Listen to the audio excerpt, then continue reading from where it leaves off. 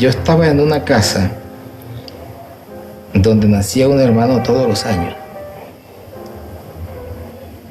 Sí, sería muy difícil hacerte las cuentas, pero si yo tenía en ese momento 13 años, es casi seguro que ya tenía 8 hermanos. Entonces me di cuenta que ahí no había otra solución que irse. Es decir, eso presentaba 2 ventajas. Una para uno mismo, que era salvarse nadando. Y otra para la casa, que era descargar un poco ese peso diario que había. Entonces yo decidí venirme de Barranquilla a Bogotá a presentar examen de beca. Si eso era 1943, yo debía tener 13 o 14 años. Digo 13 o 14 años porque no está muy seguro en qué año nací yo. Nadie está muy seguro de eso. Entonces mi padre me consiguió el pasaje hasta Bogotá. Me vine en un barco del río Magdalena. Normalmente se duraban 8 días. Pero si el barco se varaba, según la época, pues podría ser 15, 16 veces, eso nunca se sabía. Además, a uno no le molestaba que el barco se varara, al contrario, era una fiesta. El barco se varaba, era una fiesta. Entonces, yo me vine, me imagino que no fue un viaje muy accidentado. Debieron ser 10 días. Llegamos a Salgar. Se tomaba un tren, que era un tren que se iba subiendo. Daba la impresión de que se iba agarrando con las uñas toda la mañana. ¿No conocía usted las montañas? Nunca en mi vida había visto nada que estuviera a más de 3 metros sobre el nivel del mar. Entonces el tren venía como agarrándose con las uñas y en la tarde entraba a la sabana. Tú sabes que era una verdadera maravilla. Entrar a la sabana con un trencito que le costaba trabajo subir, que respiraba y que de pronto empezaba a correr como un caballito. Iba parando en las estaciones donde vendían unas gallinas amarillas y unas papas nevadas, unas cosas absolutamente extraordinarias que uno no podía imaginarse. Y había frío, que para la sensación del frío es una cosa que ustedes, los que han nacido acá, no pueden imaginarse. Es una cosa que era inconcebible para uno, la sensación del frío. Y después la sensación de la altura, de que costaba trabajo respirar. Porque en la costa uno tiene la impresión de que se ahoga de oxígeno. Y entonces acá se encontraba con que le costaba trabajo respirar. Y era absolutamente maravilloso ver esa sabana, que para mí sigue siendo uno de los lugares más extraordinarios del mundo. Ahora, al final había un problema, y un problema muy grave, que era Bogotá. El trauma. Nosotros llegamos a Bogotá. Yo llegué solo a Bogotá en 1943 a las 4 de la tarde a la estación de La Sabana. Tú sabes que me he hecho muchas entrevistas y me han preguntado siempre cuál es la ciudad que más le ha impresionado en el mundo. Creo que las conozco casi todas y siempre contesto lo mismo: Bogotá. Es la ciudad que más me ha impresionado y que más me ha marcado mi llegada a Bogotá esa tarde, a una ciudad gris. Ciudad cenicienta, con lluvia, con unos tranvías que cuando cruzaban por las esquinas echaban chispas y iba todo el mundo colgado. Iba todo el mundo colgado de ellos. Todos los hombres estaban vestidos de negro, con sombrero, y no había una sola mujer. Pero es que no había una sola mujer en la calle. Tú sabes que para los costeños esto es muy grave. Aún a los 13 años, ver una ciudad donde no hay una sola mujer. Todo el mundo estaba forrado. forrado de negro y ni una sola mujer. Entonces yo traía un baúl, porque en esa época se viajaba con un baúl. Y pregunté quién me llevaba ese baúl hasta una pensión de la carrera 10ª. La carrera 10ª era una callecita muy angosta. Y entre paréntesis te digo, tú sabes que me doy cuenta ahora que de esto hace tanto tiempo que ya casi soy un viejo santafereño cuando hablo de esto. Habla mejor que los bogotanos. Las vueltas que da el mundo, ¿verdad? Ya que soy un viejo santafereño. Entonces me dijeron que me lo llevaba en una zorra. Entonces agarré un zorrero que me iba a llevar el baúl hasta la carrera 10ª. Era carrera 10ª con calle 19, algo así. 19. ¿Dónde estaba la estatua de Caro? No la conocí, ¿no? En la 19. 19. Eres suficientemente viejo como para acordarte. Mira, él no se acuerda. Entonces el zorrero llevaba corriendo el baúl y yo traté de correr atrás y no podía respirar. Era una cosa que nadie me había advertido. Que en la altura, que no era posible correr en la altura. Bueno, en fin, llegamos a esta pequeña pensión. Era una pensión de costeños, porque a los costeños en esa época siempre nos quedaba el refugio de buscar costeños. Es decir, yo en ninguna parte del mundo después he sido tan extranjero como en Bogotá en esa época. Entonces buscaba costeños y esta era una pensión de costeños. Recuerdo la impresión esa noche. El anochecer era muy triste en Bogotá. El paso del día a la noche, que nunca estaba muy bien definido, porque nunca se sabía, a nosotros no estaba nunca muy claro cuándo era de día y cuándo era de noche. Entonces recuerdo perfectamente esta pensión en esas casas de dormitorios alrededor de un patio con geranios y con jazmines. Y eran las puertas alrededor del patio sin ventanas que uno cerraba y quedaba herméticamente metido. Una caja de seguridad. Unas cajas de seguridad. Y la primera noche que me metí en las cobijas me dio la impresión de que alguien, por hacerme una broma, había mojado las cobijas. Yo tuve la impresión de que estaban mojadas y pegué un grito terrible. Y me dijeron, no, es que es así.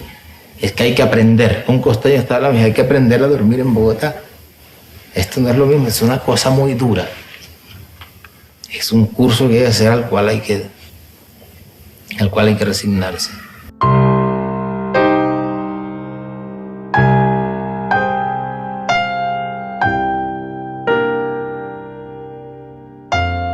Yo iba a lo de la beca en Zipaquirá. ¿Cómo consiguió la beca para estudiar en el Liceo Nacional de Zipaquirá? Había más de, me imagino en esa época, 800, 900 alumnos detrás de 30 cupos, 40 cupos. No, pero es que lo que sucede es una cosa que yo he contado siempre con mi buena suerte. Fíjate que en ese viaje, esos viajes eran una fiesta. Los viajes por el río Magdalena eran una fiesta. Y había orquestas y los estudiantes costeños, sobre todo ya los que tenían experiencia en ese viaje, sabían que era un asunto que se manejaba bastante bien. Era bastante pachangoso esos viajes.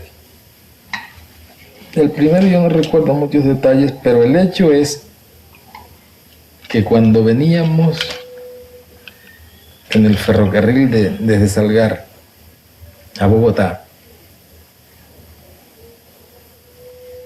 se me acercó un señor, que recuerdo perfectamente, era un hombre muy serio,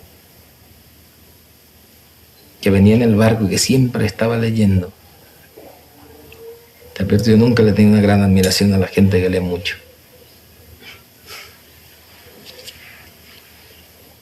Se me acercó y me dijo, me pidió el favor de que le copiara la letra de un bolero que veníamos cantando en el barco. Yo recordaba perfectamente el bolero, que ahora no recuerdo muy bien cuál es. le copié la letra, inclusive le enseñé un poco la música. Él me dijo que era que tenía una novia en Bogotá y que estaba seguro de que este bolero le iba a gustar mucho. Piensa, si yo tenía 13, 14 años, no sé cuántos iba a tener, pero para mí era un hombre muy serio. Y mucho más serio porque usaba chaleco. Porque para los costeños la gente que usa chaleco es lo más serio que puede haber. Y este hombre usaba chaleco, entonces yo con un gran fervor le copié el bolero y se lo enseñé.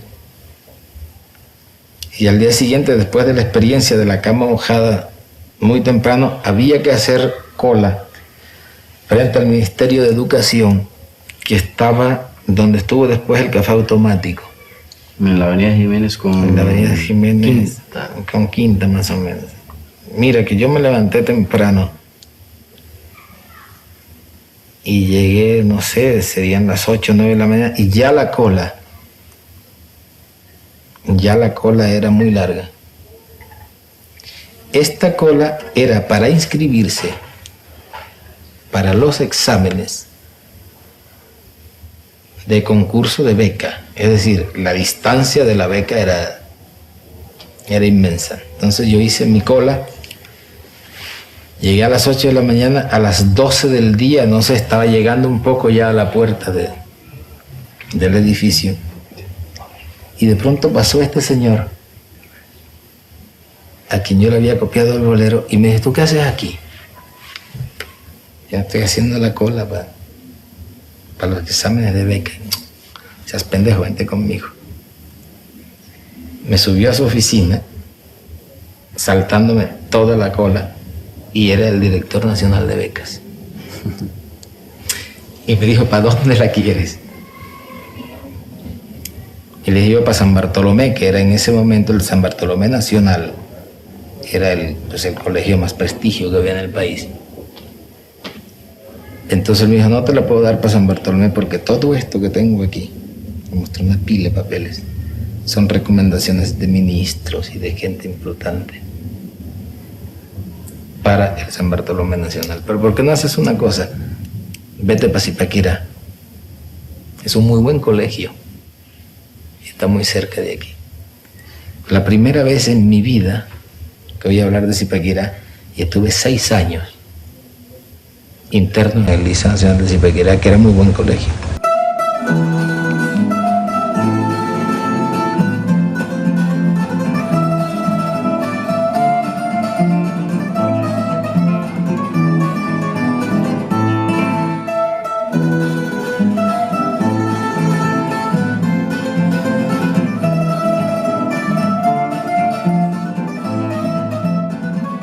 Estuvimos mirando los reportes de calificaciones de García Márquez en el mismo colegio entre 1943 y 1946, y Gabo obtuvo un promedio como de 3.60 sobre 5. Se corchó en muchas disciplinas, en religión, por ejemplo, fue un desastre. Le iba muy bien literatura. 47, 42, 45, 47, 46 sobre 5. Y en geometría plana, muy mal, ¿no? 37, 23, regular. Pero en álgebra, tenaz. Álgebra 1, 3... Yo me leí 100 años de soledad aquí, en este pueblo. En mi casita, una casita que de en arriendo vivíamos. Nosotros éramos también una familia pobre.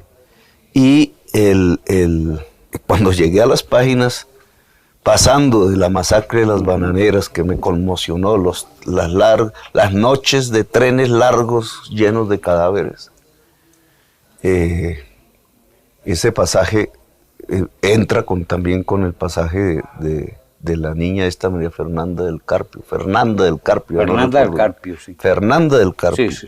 Que un Arcadio creo que es el que viene a buscarla. Sí. En un pueblo de centenares de campanario, sí. Y con las de rejas llenas de sal. Yo decía, pues García Márquez está escribiendo desde Zipaquirá. García Márquez estuvo aquí. Y ciertos intelectuales del pueblo lo recordaban. Ciertas personas decían, aquí estuvo García Márquez, pero era como una verdad esas que querían silenciar porque García Márquez era comunista, era de izquierda. Y la mojigatería, digamos, que también hacía parte de este municipio, trataba de ocultar esa... O sea, que usted no sabía realidad. que usted estudiaba en el mismo colegio, en las mismas instalaciones donde Gabo se había graduado de bachillerato 30 años antes. Ni no sabía, lo habían ocultado, ni ninguno de mis compañeros sabía, ni lo decían. Alcalde, ¿usted en qué curso estaba cuando se le ocurre la travesura de hacer prácticamente su primera incursión sigilosa, digámoslo así, clandestina, con un grupo de compañeros del colegio para encontrar algo que los curas habían escondido, que era el mosaico de bachiller de García Márquez? ¿Cómo fue ese episodio? Ese ya es el último año de sexto bachillerato. O sea, usted tiene 15, 16 años. Tenía 15 años. Lo que hicimos fue fundar un centro cultural, se llamaba así, Centro Cultural Gabriel García Márquez.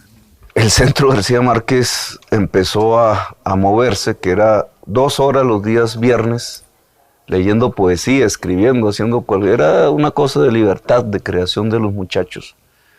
Se iba a izquierdizando. Porque había centros literarios, sí, había todo mucha eso. actividad extracurricular. Y nosotros nos movíamos hacia afuera, y entonces afuera, en los intelectuales del municipio, entonces sabían que había estudiado García Márquez, repartían libros. La revista Alternativa, que era la revista de García Márquez, ya se repartía entre nosotros, y entonces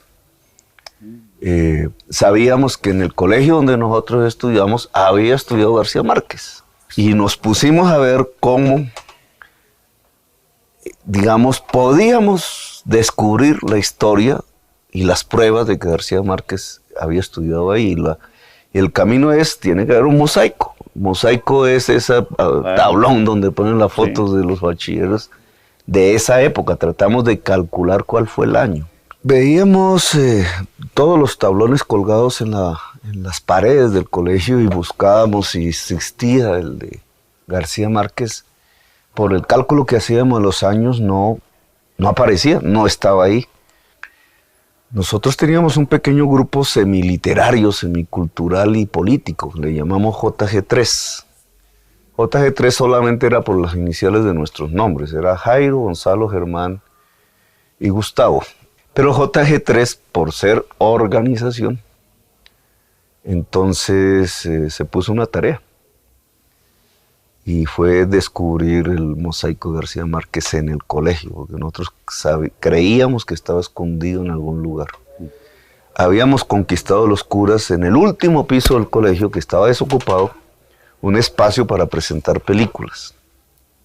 Entonces poníamos tela negra a las ventanas para poder proyectar y tratábamos de invitar personas que pudieran explicar la película. En ese entonces habían ciertas películas pues, de contenido social colombianas. Había una que se llamaba Los hijos del subdesarrollo, recuerdo. De Carlos Álvarez. Y yo no recuerdo si fue él o fue un dirigente del MOIR de ese entonces, que llevamos, lo metimos, dio una explicación con todas las terminologías de la izquierda del entonces. Eso prácticamente casi nos cuesta la cabeza, los curas dijeron no más. Lo cierto es que al lado de donde proyectábamos las películas vimos un inmenso salón carcomido con este mismo piso, pero roto por las ratas, por el tiempo, lleno de mosaicos. Entonces, arrumados, llenos de telarañas. Polvo, como que nadie entraba ahí. Nos daba miedo porque eso era como el 4º piso y se podía desplomar. Claro. Pero entonces decidimos hacer una operación para mirar si ahí estaba el mosaico de García Márquez. Y fue una operación militar porque tenía que ser una hora donde los curas no subieran, donde no se dieran cuenta que subíamos. Pusimos guardias en las escaleras para gritar las zonas, vienen los curas. Y nos metimos al salón Y empezamos ahí. En ese momento decían zonas. Zonas, sí, era la palabra, zonas. Era un término muy juvenil de la jerga coloquial, sí. Y empezamos con un amigo que le gustaba mucho la pintura y que no fue de izquierda nunca, Isidro Forero, y varios del JG3. Del JG3 la mayoría entró al M19 después. Y están vivos todos. Y bueno, encontramos el mosaico por allá, escondido, un mosaico viejo, la foto de él, decía clarito Gabriel García Márquez. Isidro Forero cogió la foto y se la arrancó al mosaico. Cosa que a mí no me gustó mucho, pero porque yo quería exhibir el mosaico, porque ese mosaico tenía que ser la gloria del colegio. Siempre los caribeños teníamos un cierto feeling por lo femenino, ¿no? Y García Márquez hizo gala de ello, porque entonces buscó entre los rincones fríos el amor. Y parte de su construcción literaria inicial tiene que ver, como siempre, con el amor. Sus novias, alguna de ellas incluso vivió una tragedia no hace mucho, terrible. Pues fueron su inspiración. A la niña de los ojos azules. Ojos tuyos, mi Nina, ojos de ausencia juguetones, alegría de tu juventud, lejanía de tu presencia. Porque tú, mi Nina, niña lejana de ojos azules, no crees en la verdad de la espera y eres solo en tu presencia el pensamiento de la lejanía.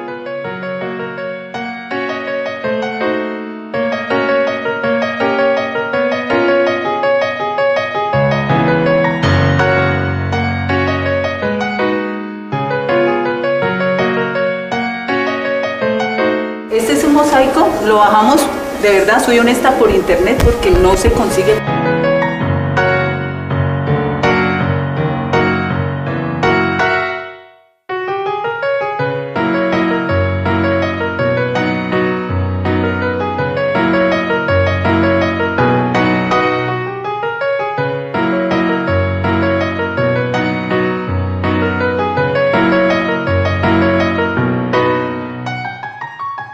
Enseguida recobró su estilo propio y decidió que mi suerte estaba en aquel antiguo convento del siglo XVII, convertido en colegio de incrédulos en una villa soñolienta donde no había más distracciones que estudiar. Él llegó aquel día en vísperas o después de su cumpleaños. Él estaba cumpliendo el 6 de marzo, si no me equivoco. Y él llegó días antes o días después del 6 de marzo. A las 9 de la mañana, un día esplendoroso, un sol cotaño, porque él cuando llegó aquí entró, dijo, esta vaina es frío. Estaba de esos días extraordinarios que de pronto se presentan. Estábamos en clase de álgebra con Giraldo, y entonces de una vez lo introdujeron al salón que queda aquí abajo. ¿Y cuál fue la sorpresa? Que él no tenía ni idea de esa vaina. Comienzo diciendo que si Gabriel García Márquez y los costeños y todos los que llegaron de fuera, de Tierra Caliente, no sé cómo hicieron para aguantarse esta vaina, este frío, este ambiente, esta soledad, porque en realidad metió uno en esta cárcel, no es cárcel, porque aquí no había cárcel, pero en esta soledad, en que tenía que charlar uno con alguien, y así alguien era o un costeño, o era un llanero, o era un pastuso, ¿no? Entonces eso nos formó y nos ayudó. Cuando fui interno a la escuela secundaria, me ponía en la maleta cosas diversas de baño y tocador y una fortuna de 10 pesos dentro de una caja de jabón de Reuter, con la ilusión de que la abriera en un momento de apuro. Así fue, pues mientras estudiábamos lejos de casa, cualquier momento era ideal para encontrar 10 pesos. No había año en que se terminara que él no era el encargado de echarse las últimas palabras para despedir a los que se iban y para recibir a los que entraban a hacer sexto. Y hablaba muy bien, y todo el mundo lo aplaudía. Y no había necesidad de ver quién iba a echar la perorata, el discurso, porque sabíamos que Gabriel era el encargado de eso, de cualquier año, es decir, de cuarto, quinto y sexto. de tercero, cuarto, quinto y sexto. Es decir, los que salieron bachilleres en esos años siempre encontraron, o siempre Gabriel era el encargado de echar esas palabras.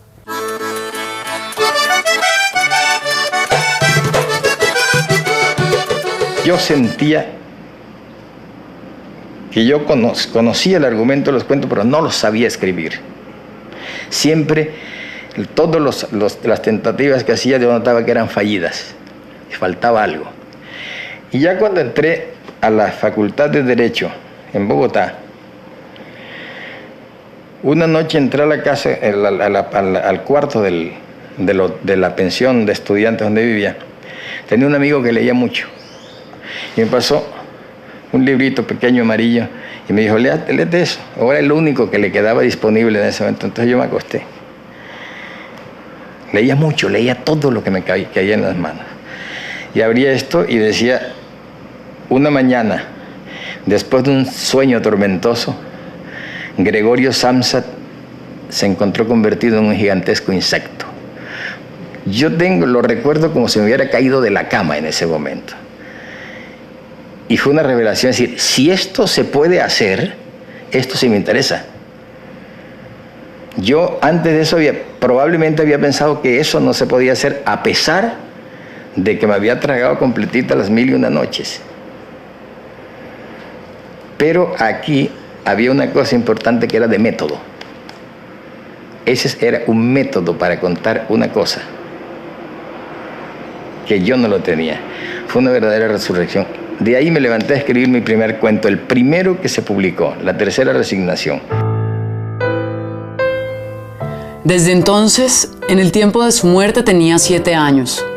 Su madre le mandó hacer un ataúd pequeño, de madera verde, un ataúd para un niño, pero el médico ordenó que le hicieran una caja más grande, una caja para un adulto normal, pues aquella, pequeña, podría atrofiar el crecimiento y llegaría a ser un muerto deforme o un vivo anormal. O la detención del crecimiento impediría darse cuenta de la mejoría.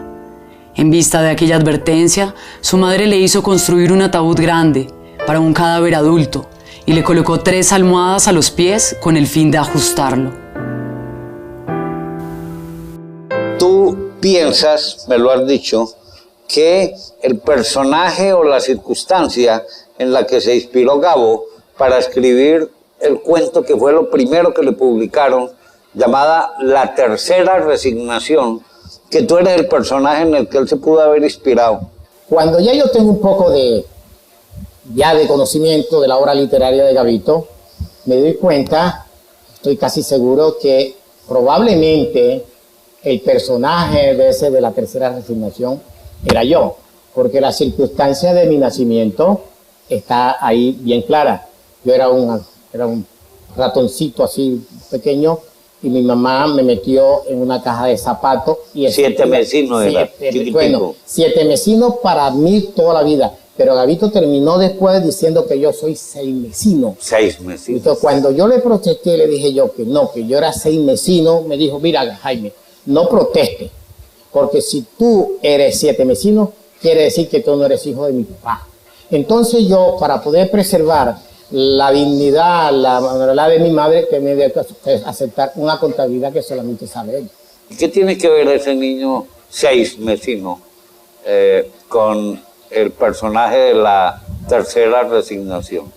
Bueno, a mi modo de ver, que además no tengo ni las claves ni la formación literaria para encontrarles cierta similitud, yo pienso que Gabito se inspiró en la filosofía mía, porque mi mamá me guardaba en una cajeta de cartón y el espacio de zapatos, una caja de zapatos de cartón, y le llenaba de algodones de un palo de ceiba vecino. Para que no te fueras para los lados. Por lo menos para darme, yo pienso también para darme calor. El algodón pienso también no solamente para llenar el espacio, sino para darme el calor que se necesitaba. Y me imagino también que iba sacando el algodón a medida que iba creciendo hasta que llegó, pues no sé. Por eso La Tercera Resignación, estoy convencido que no es más que una metáfora de lo que le pasó a mi mamá conmigo. esta pensión para mí es importante porque fue donde escribí mis primeros cuentos, sobre todo los primeros que se publicaron. Recuerdo perfectamente cómo fue porque en esta pensión yo había escrito un cuento y 2 cuentos cuando apareció en el suplemento fin de semana del Espectador una carta. Salamea, ¿lo dirigí? Sí, lo dirigía Eduardo Salamea. Y apareció una carta de un lector, el lector de siempre, de todas las épocas, que decía que ese suplemento no publicaba sino cosas de escritores consagrados y que en cambio este país, que estaba lleno de escritores jóvenes, de grandes escritores jóvenes, a los cuales no se les publicaba nada en ninguna parte. Exactamente lo mismo que se dice hoy y exactamente lo mismo que se había dicho 50 años antes y 50 años antes. Entonces Eduardo Salamea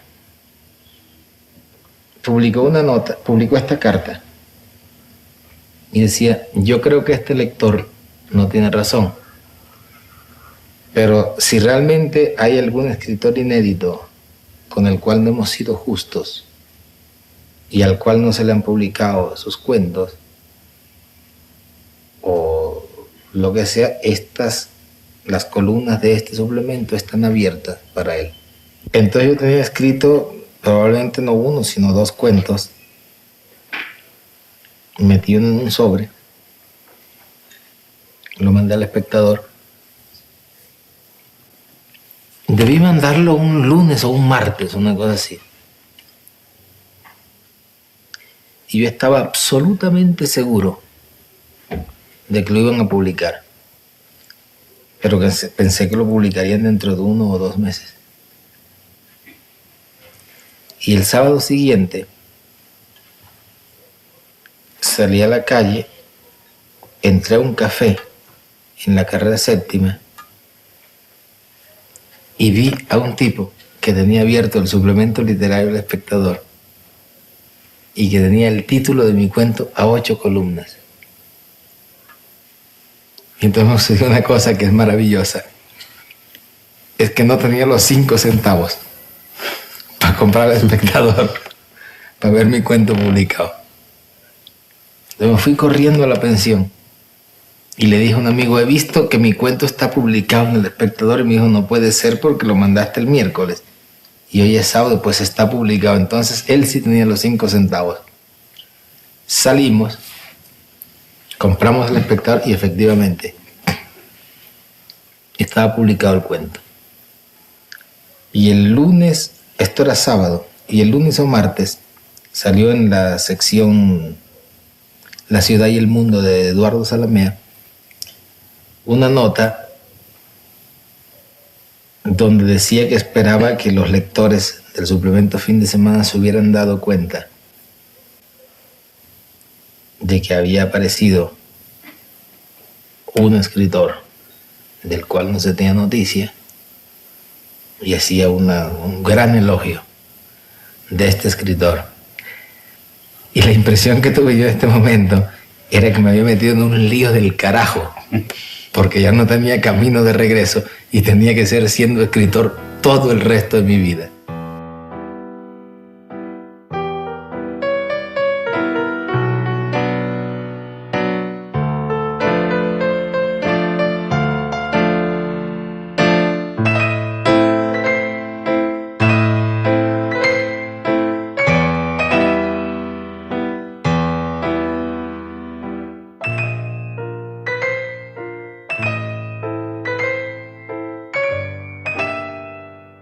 ¿En qué año se encontró usted con Camilo? Camilo Torres, pues en el 47. Y además recuerdo perfectamente la ida de Camilo al seminario. Simplemente porque un día Camilo no fue a clase. Le preguntamos qué pasó y me dijo: no, que Camilo es metido a cura. Y al día siguiente dijeron: no, que la mamá lo agarró en la estación y se lo llevó a la casa. Entonces yo me fui a ver a Camilo vivían algo como en la calle, era 20, 22, algo así. Yo lo encontré en su biblioteca,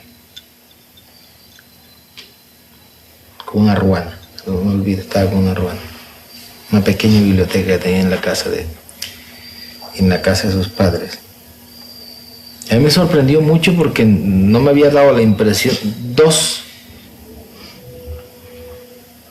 impresiones no tuve yo, habiendo tratado mucho a Camilo. Primero, que tuviera vocación religiosa, y después que tuviera vocación política, de ninguna clase. Entonces yo llegué a su casa y lo primero le pregunté: oye, Camilo, ¿qué pasó? Y me dijo: no, pues esto es en serio, es una vocación muy antigua y muy seria. Recuerdo que me dijo una cosa: el paso más difícil que tenía que dar era el explicarle esto que te estoy explicando a ti, explicárselo a mi novia. Y ya eso está resuelto, de manera que no tengo que hacer. Es decir, mi madre me ha detenido, no ha querido que me vaya al seminario, pero esto es un hecho y no hay nada que hacer. Estaba repartiendo sus libros entre sus amigos.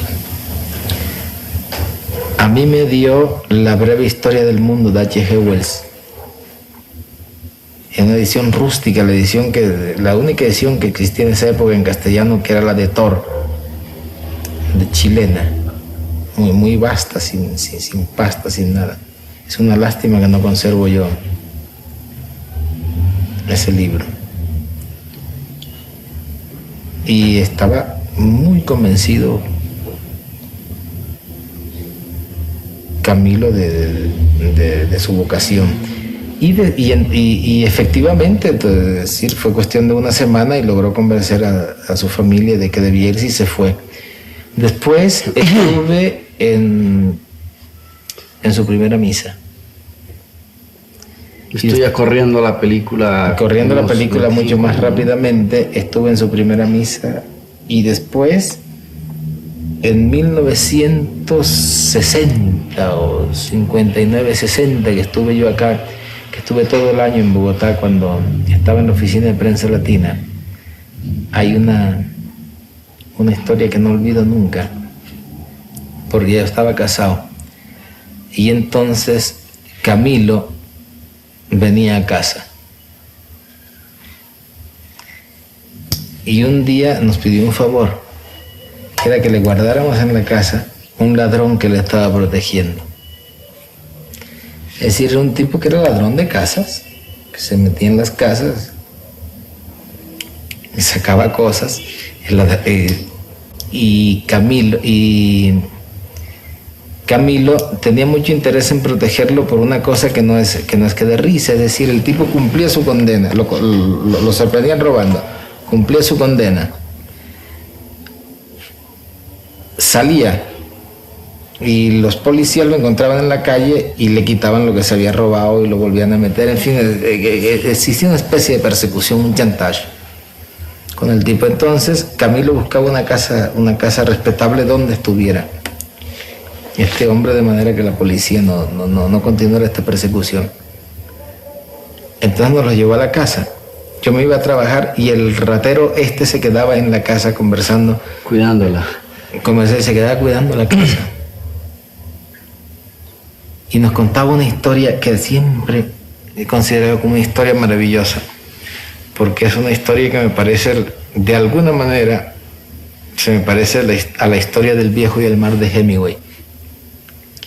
Contaba que una noche se metió a una casa donde había un refrigerador precioso. Entonces decidió llevárselo él solo. Se metió a las 12 de la noche y empezó a rodar el refrigerador sin despertar a la gente que estaba en la casa. Logró bajarla por las escaleras. Con un gran esfuerzo logró sacarlo. Lo sacó al jardín.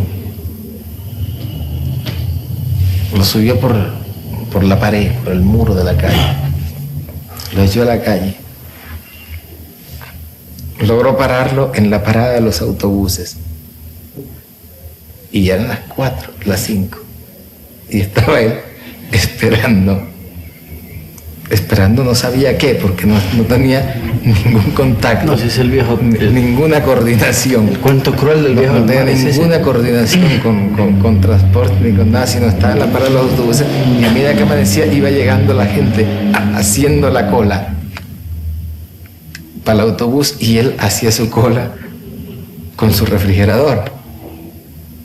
Hasta que ya no los llegó un momento, ¿no?, en que ya no se podía más y estaba amaneciendo y se fue y dejó ahí el refrigerador y la gente hacía la cola con el refrigerador hasta que los señores de la casa se levantaron, se dieron cuenta de que faltaba el refrigerador y lo encontraron haciendo cola haciendo cola en los autobuses. Bueno, pero... O sea, era un tipo extraordinario. Este tipo nos lo llevó Camilo y estuvo viviendo en la casa. Y si le dábamos una camisa había que darle un certificado que decía, certifico que le di una camisa, para que la policía no se lo llevara. Y un día salió de la casa y no volvió más, y como a los 2 o 3 días, la criada de la casa abrió el periódico y vio una foto y dijo, estos son los zapatos del señor. Y era un muerto que tenía mis zapatos puestos así. Y era efectivamente el ladroncito que lo habían matado. Y la criada de la casa había conocido mis zapatos y estos son los zapatos del señor. Yo sé que Camilo fue, recogió el cadáver, hizo el entierro. Y después que me lo encontré, ese día encontré con un Camilo totalmente distinto. Que me dijo, todo esto que estaba haciendo es caridad. Esto no puede seguir así, el problema no es de caridad. Y no dijo la palabra, pero me di cuenta que ese día Camilo comprendió que el problema de los rateros, a quienes lo explotaban los policías, no se resolvía con caridad, sino con la revolución.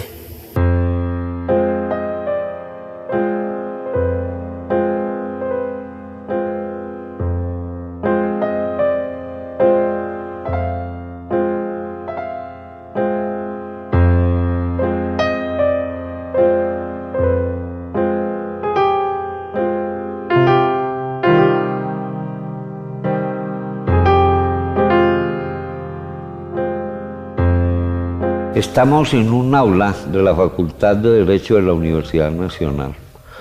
En esta aula seguramente estuvo sentado en algún momento García Márquez recibiendo alguna clase en ese año 47, 48, cuando cursó aquí 2 semestres o 2 años de Derecho, Jaime.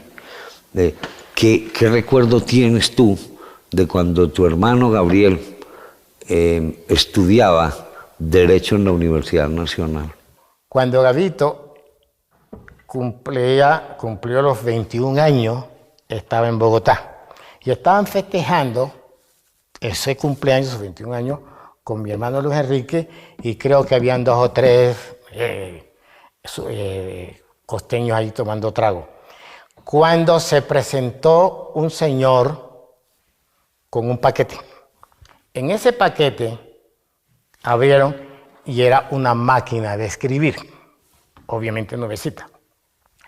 Y enseguida, cuando Luis Enrique abrió el paquete, dice, miércoles nos salvó la vida porque ya se le había acabado el trago, están festeando su cumpleaños y bajan, y a la vuelta de la calle Florián, ahí había un Montepiedad, y empeñan la máquina de escribir para seguir tomando trago. Pero en el momento que está revisando el dueño de la tienda, la máquina gira y en el rodillo había una nota para Gabito. Decía, Gabito, en tus 21 años te suelto la perra. Suelto la perra y dice, eres mayor de edad y puedes hacer lo que le da la gana.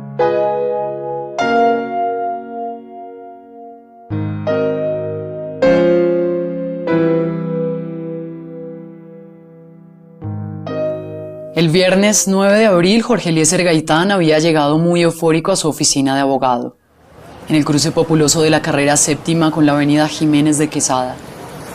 Plinio Mendoza Neira lo invitó a almorzar poco antes de la 1. A esa hora me senté a almorzar en el comedor de la pensión donde vivía, a menos de 3 cuadras. No me habían servido la sopa cuando Wilfrido Matthew se me plantó espantado frente a la mesa. «Se jodió este país», me dijo. «Acaban de matar a Gaitán frente al Gato Negro». A la 1:30 del día 9 de abril de 1948, a la 1 de 1948, a nuestras 14:15 fue asesinado por un policía conservador, el doctor José Eliezer Gaitán, por órdenes del Partido Conservador. Apenas si tuve alientos para atravesar volando la avenida Jiménez de Quesada y llegar sin aire frente al Café El Gato Negro, casi en la esquina con la carrera 7ª. Acaban de llevarse al herido a la clínica central, a unas cuadras de allí, todavía con vida pero sin esperanzas. Un grupo de hombres empapaban sus pañuelos en el charco de sangre caliente para guardarlos como reliquias históricas. Una mujer de pañuelón negro y alpargatas gruñó con el pañuelo ensangrentado. «Hijos de puta, me lo mataron». Las cuadrillas de limpiabotas armados con sus cajas de madera trataban de derribar a golpes las cortinas metálicas de la farmacia Nueva Granada, donde los escasos policías de guardia habían encerrado al agresor para protegerlo de las turbas enardecidas. Un hombre alto y muy dueño de sí, con un traje gris impecable como para una boda, las incitaba con gritos bien calculados. Y tan efectivos, además, que el propietario de la farmacia subió las cortinas de acero por el temor de que la incendiaran. El agresor, aferrado a un agente de la policía, sucumbió de pánico ante los grupos enardecidos que se precipitaron contra él. «Agente», suplicó casi sin voz, «no deje que me maten. Nunca podré olvidarlo. Tenía el cabello revuelto, una barba de 2 días y una lividez de muerto con los ojos sobresaltados por el terror. Llevaba un vestido de paño marrón muy usado, con rayas verticales y las solapas rotas por los primeros tirones de las turbas.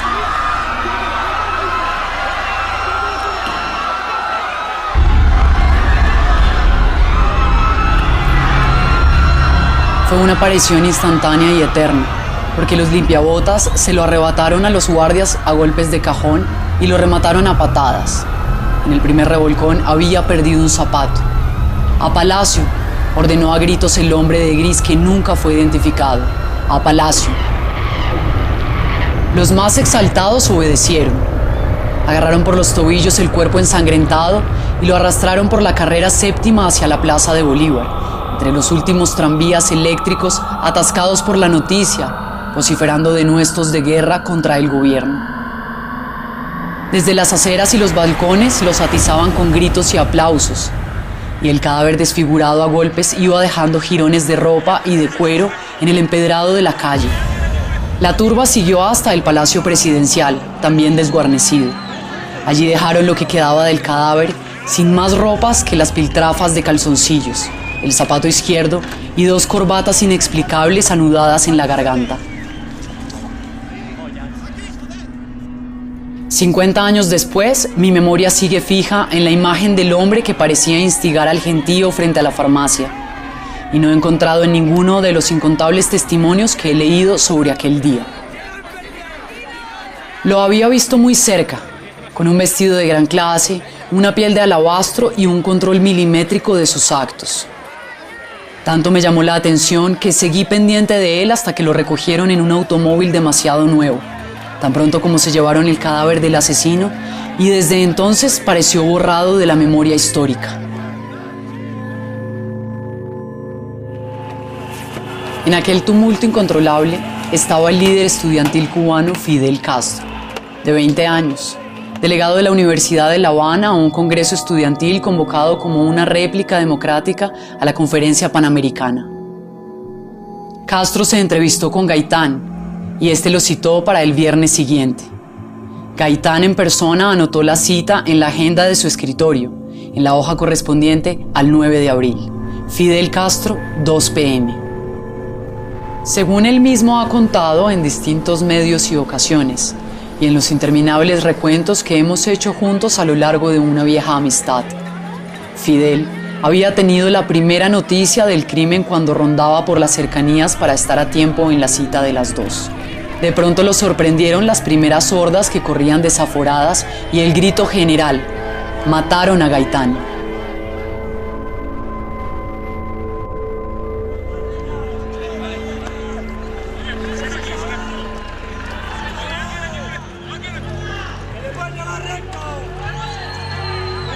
Corrimos hacia la casa de empeño a tratar de rescatar mi máquina de escribir nueva, pero no estaba donde había estado siempre.